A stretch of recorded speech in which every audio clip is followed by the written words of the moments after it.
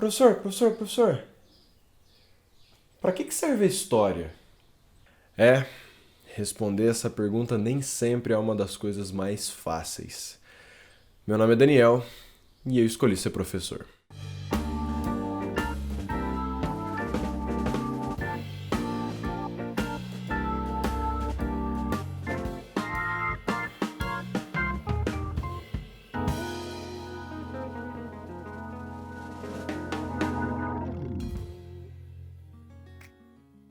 E aí, galera? Tudo certo? De boa? Seguimos aqui com a série de Vida do Professor, contando um pouco sobre o cotidiano do professor, as questões que envolvem a sala de aula. E dessa vez, trocar uma ideia com vocês aqui sobre essa pergunta que um aluno me fez. Não é a primeira vez que me fazem essa pergunta, provavelmente não será a última. E eu gostaria de contar um pouco sobre a reflexão que eu fiz por conta desse questionamento. Eu fiz também um texto na plataforma Medium sobre esse questionamento, vou deixar linkado aqui embaixo. Mas então vamos lá. Certa vez, em uma sala de 7º ano, um aluno me perguntou: professor, para que serve a história? E o legal foi que, a hora que ele me perguntou, ele fez a pergunta todo cauteloso, assim: professor, eu vou te perguntar um negócio, mas não fica bravo, tá? E tal. Tipo, eu entendo ele, às vezes esse tipo de pergunta é uma pergunta que o professor leva pro pessoal, né? Pô, como assim você não sabe pra que serve a história? Eu trabalho com isso, minha vida se resume a isso, né? Mas o aluno fez a pergunta, eu levei na boa e comecei a pensar. Eu me encantei com a disciplina de história quando eu tinha uns 12 anos, né? E dali até hoje eu fui me envolvendo cada vez mais, até que agora eu trabalho com isso. Pô, é de se pensar que eu saberia responder de uma maneira fácil essa pergunta, né? Mas não é bem assim. Pra mim, tenho fácil, digamos assim, a importância de história, o porquê da gente estudar história e tudo mais. Só que tentando se colocar no lugar do aluno, a coisa fica um pouco mais complexa. Um estudante que tá ali com seus 12, 13 anos, estudando história por meio da sala de aula e pergunta pro seu professor de história para que serve a história, é sinal de que esse aluno ainda não compreendeu qual é a importância daquilo. Geralmente o papo é: pô, o negócio é lá do passado, é mó antigo, já passou, já aconteceu, qual que é a relevância de estudar isso hoje, né? E tentando me colocar na situação do aluno, eu vi que de fato não é uma coisa muito simples de se compreender. Eu poderia recorrer aos clichês e dizer que a gente estuda o passado, porque assim a gente não vai repetir os mesmos erros no futuro e no presente. Mas se você é um professor de história em 2019, você sabe que não é bem assim que a coisa funciona. Eu poderia simplesmente dizer que o presente é feito do passado, o que é verdade, mas que não satisfaz. Não satisfaz, a coisa é mais complexa do que isso, a coisa é um pouco mais profunda. Qual que é o grande lance? O saber histórico, ele não tem uma função só. Não tem pra que serve história? Serve pra isso, né? Ele é mais complexo. Quando a gente estuda história e percebe a realidade daquele passado, muitas vezes a gente começa a questionar as nossas verdades, porque muita coisa do que era verdade no passado hoje não é mais. Muito dos nossos gostos no passado não servem mais, nossos padrões estéticos. O que era belo, o que era feio, isso mudou. O conceito de bom e mal também mudou. A forma como a gente se organiza em sociedade. Tudo isso a gente vai percebendo, estudando história, que não é uma coisa rígida, que não é uma coisa organizada, que não é uma coisa dada de cima para baixo, que as coisas mudam. E essa é uma das coisas da história que faz com que a gente reflita sobre a nossa própria realidade. Só que como passar isso para um estudante que o que ele conhece de história, o contato que ele tem com a ideia de história, é um professor ou uma professora que entra na sala de aula e geralmente conta para ele sobre o passado. E conta de uma forma geralmente dada, como se o passado tivesse pronto e como se tudo que aconteceu no passado não tivesse como ser visto de outra maneira, ou seja, aquilo aconteceu e foi assim, e tá pronto, e tá dado. Uma coisa bem incisiva, assim, parecendo até uma pregação religiosa, onde o sacerdote professor vem e fala: bom, alunos, naquele tempo E aí conta a história e no final tenta dar uma, sei lá, uma lição de moral, coisa do tipo. Desse jeito parece que o passado tá totalmente morto, o que aconteceu, é isso, é pronto, tá dado.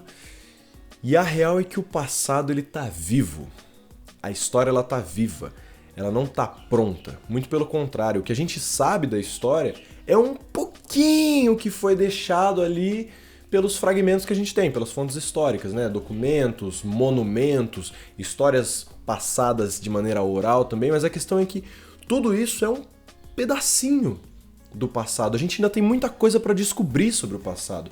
A história ela tá viva. Tem inúmeras questões que a gente ainda não sabe sobre o passado. Tem milhares de coisas ainda para serem descobertas, para serem investigadas. Tem nuances em determinados documentos, determinadas fontes históricas que ainda estão ali esperando ser percebidas. Mas a grande questão é como passar isso para um estudante que está acostumado com essa aula palestra, que o professor ou a professora vem e conta a história como se ela tivesse dada, como se ela tivesse pronta. Vejam só, alunos, na Idade Média existia uma organização da sociedade entre camponeses, nobres e clérigos. E fim da história. Esse tipo de organização corta a possibilidade de questionamentos.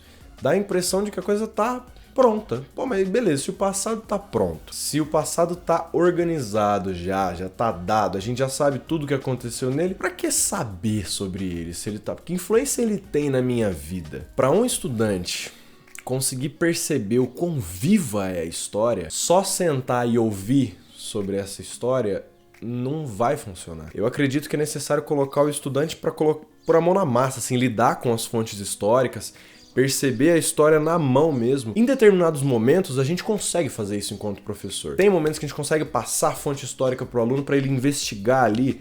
Os materiais às vezes fornecem, às vezes a gente traz fonte histórica de casa mesmo, enfim.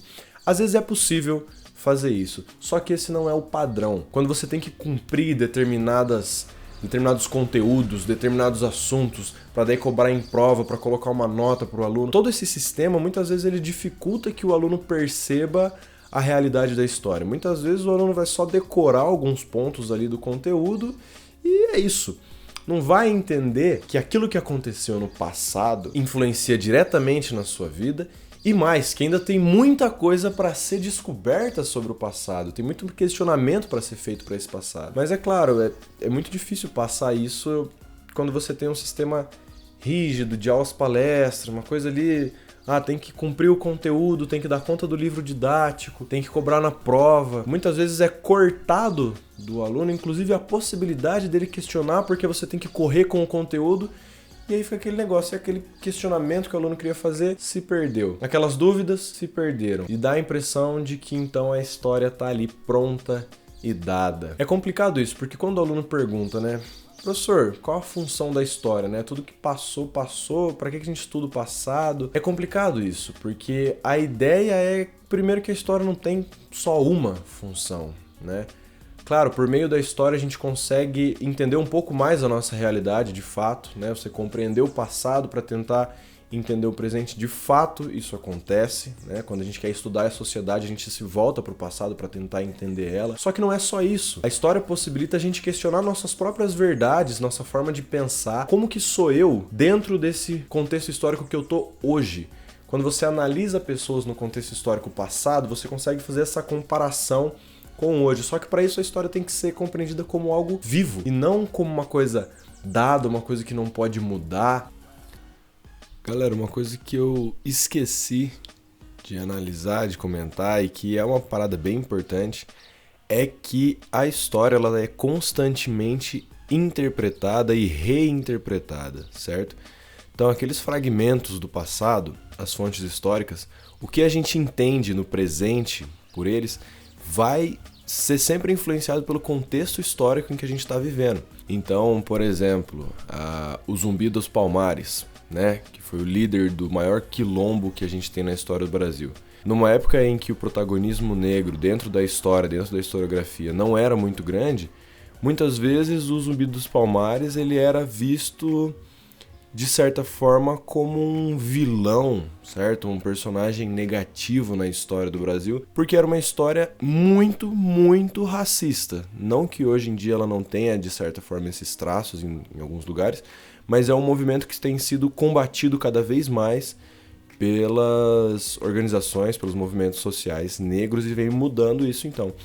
Então o que acontece? A nossa história, ela é todo momento reinterpretada de acordo com o contexto em que a gente está vivendo. E essa reinterpretação, muitas vezes, ela é disputada. Alguns historiadores e historiadoras vão analisar determinadas fontes com um viés e logo surgem outros historiadores, outras historiadoras que combatem esse viés.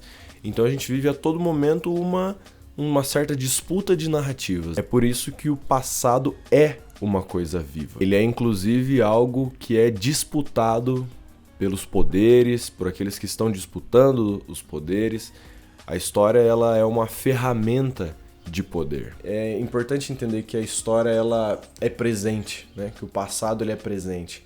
Só que dependendo da forma como isso é organizado, fica muito difícil de ter essa percepção. Um desses problemas é que a gente divide a história em etapas. Então, por exemplo, a gente tem aquela linearidade clássica, né? História antiga, história medieval, história moderna.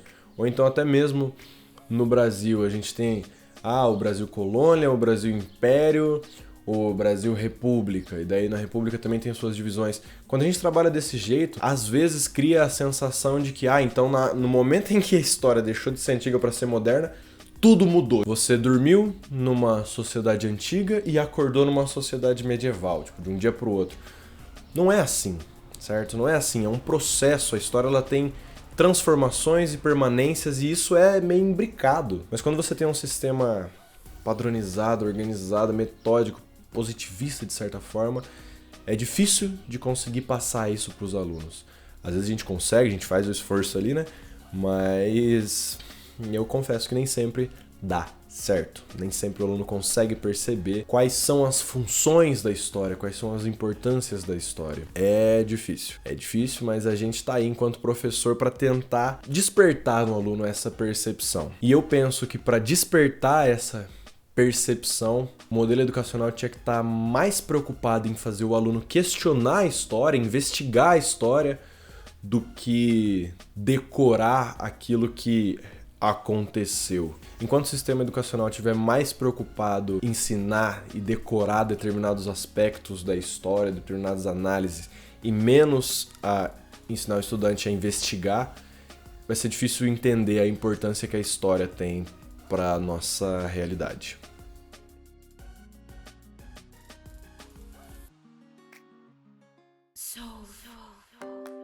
Bom, galera, esse era o assunto que eu queria debater com vocês aqui e eu queria saber muito o que vocês têm para dizer sobre isso.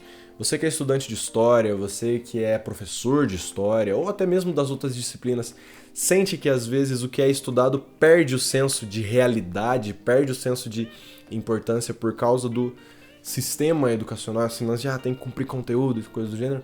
Você sente isso também? Conta pra mim aí o que você acha.